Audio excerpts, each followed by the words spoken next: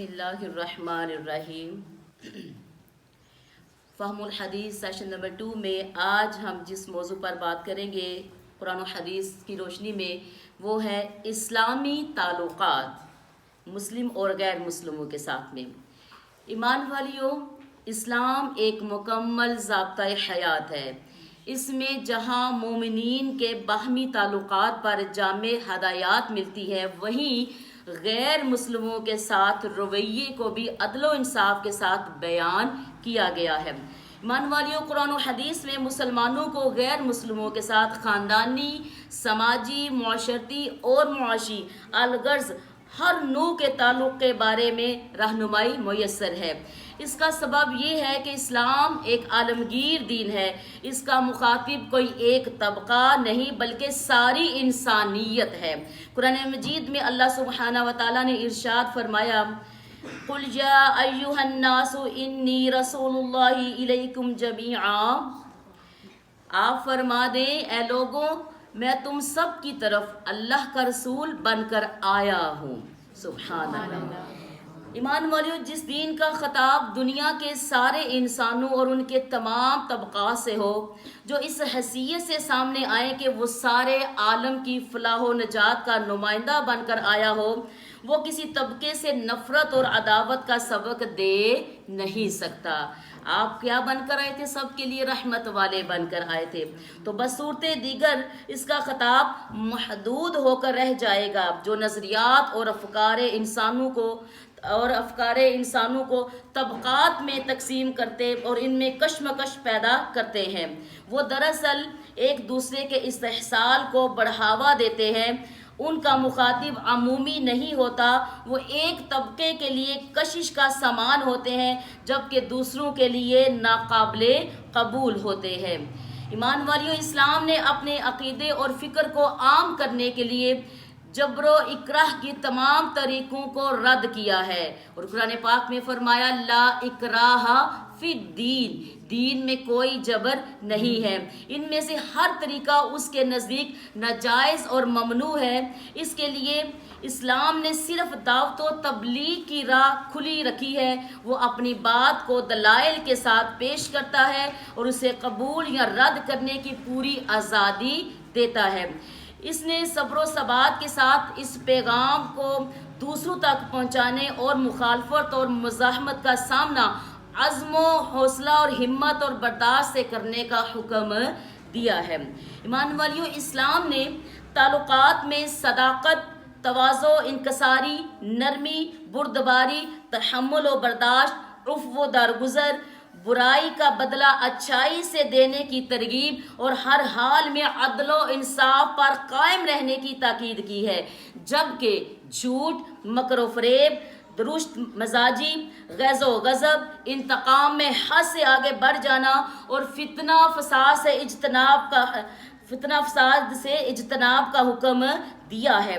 سماجی تعلقات کے متعلق اسلام کی یہ ہدایات محض مسلمانوں کہ دوسرے مسلمانوں کے ساتھ تعلقات کے متعلق وارد نہیں ہوئی، بلکہ مسلم اور غیر مسلم ہر دو سے سماجی تعلقات میں اس اقدار کو محفوظ رکھنے کا حکم ہوا ہے۔ یعنی کہ ہم نے ان قدروں کی حفاظت کرنی ہے کہ ہم صرف مسلمان ہی آپس میں رواداری میں نہ رہیں، بلکہ غیر مسلم بھی ہمارے حسن اخلاق سے متاثر ہو۔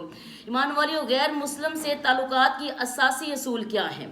یاد رکھیں، اسلام اپنے ماننے والوں کو غیر مسلموں کے ساتھ معاملات میں رواداری پر مبنی رویہ اپنانے کا حکم دیتا ہے۔ اسلام کا نقطہ نظر یہ ہے کہ ہر انسان بحیثیت انسان معزز اور مکرم ہے، خواہ اس کا تعلق کسی بھی دین اور کسی بھی رنگ اور نسل سے کیوں نہ ہو۔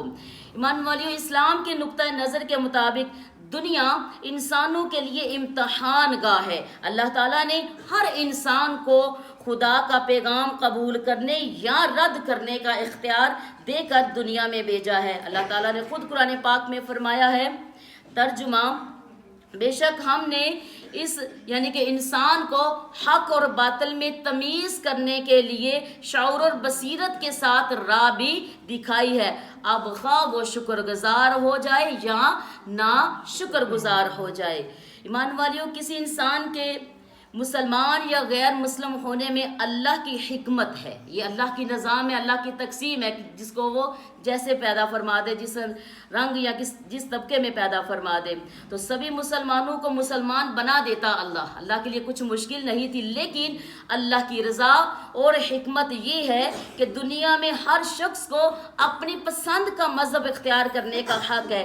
اللہ تعالیٰ کا ارشاد ہے ترجمہ، اور اگر آپ کا رب چاہتا تو تمام لوگوں کو ایک ہی امت بنا دیتا، مگر اس نے جبرن ایسا نہ کیا، بلکہ سب کو مذہب کے اختیار کرنے میں آزادی دی، اور اب یہ لوگ ہمیشہ اختلاف کرتے رہیں گے۔ ایمان والیوں، وہ مذہب جو ہمیں غیروں کے ساتھ اتنا سبق دے رہا ہے حسن سلوک کا، تھوڑی سوچ لگانی ہے کہ اس کے مسلم کتنے حقدار ہیں، ہمارے اپنے رشتہ دار، ہمارے اپنے تعلق کے لوگ کتنے حقدار ہیں۔ جو مذہب غیروں کے ساتھ اتنی اخوت، رواداری اور ہمدردی کا درس دیتا ہے، سوچنا ہم مسلمانوں کو ہوگا کہ آج ہم مسلمان کیوں ایک دوسرے سے جدا ہیں، آج ہم مسلمان کیوں ایک دوسرے سے کبھی بغض، کبھی حسد، کبھی فرقے کی وجہ سے جدا ہیں۔ دعا کرتی ہوں اللہ سبحانہ و تعالیٰ سے کہ اللہ ہم مسلمانوں پر خصوصی نظر رحمت فرما، اور جو ہمارے اندر رہ کے ہمیں ہی نقصان پہنچا رہے ہیں، اللہ ایسے مسلمانوں کو ہدایت عطا فرمائے۔ ایمان والیوں، یہ تھا ہمارا آج کا فہم الحدیث کا اختتامی پروگرام۔ امید کرتی ہوں کہ پہلے روزے سے لے کر آج تک جتنی احادیث اور ٹاپکس میں نے قرآن و حدیث کی روشنی میں آپ کے سامنے رکھے، اس نے یقیناً میری اور آپ کی زندگی کی کمیوں کوتاہیوں کو دور کیا ہوگا۔ دور کیا؟ جی دور کیا، تبدیلیاں آئیں، اور یہی مقصد تھا کہ رسول اللہ صلی اللہ تعالیٰ علیہ وآلہ وسلم کی پاک زندگی آپ کے سامنے رکھی جائے، ان کے پاک اطوار، ان کی پاک عادات آپ لوگوں کے سامنے رکھی جائے، تاکہ وہ لوگ جو اپنی زندگی کو گزارنا نہیں، سنوارنا چاہتے ہیں، ان کی زندگی کو چار چاند لگے، اور نبی صلی اللہ تعالیٰ علیہ وآلہ وسلم کی سیرت کے پھول، سنتوں کے پھول روزانہ ان کے دامنوں میں رکھنے کا مقصد یہ تھا کہ ان کا گھروں کا، ان کی زندگیوں کا، ان کی جوانیوں کا، ان کے اعمال کا، ان کے ایمان کا دامن پھولوں سے مہک جائے، گلستان بن جائے، اور ہم بھی ایک دوسرے کے لیے خوشبو دینے کے مانند بن جائے۔ اللہ تعالیٰ اس جو حدیث کا سفر تھا، جس میں میرا مقصد قرآن و حدیث کی روشنی میں اپنی اصلاح کے ساتھ ساتھ اپنی بہنوں کی اصلاح کرنا تھا، ان کو نبی کا سچا پکا عاشق بنانا تھا، نبی کی سنتوں کا دیوانہ بنانا تھا، نبی کی ہر ادا کو ان کے ساتھ بتانے کا مقصد یہ تھا کہ ہماری بہنیں سننے والے، دیکھنے والے، نبی صلی اللہ تعالیٰ علیہ وآلہ وسلم سے عملی عشق رکھنے والوں کے علم میں اضافہ ہو۔ اپنی دعاؤں میں یاد رکھیے گا۔ والسلام فی امان اللہ۔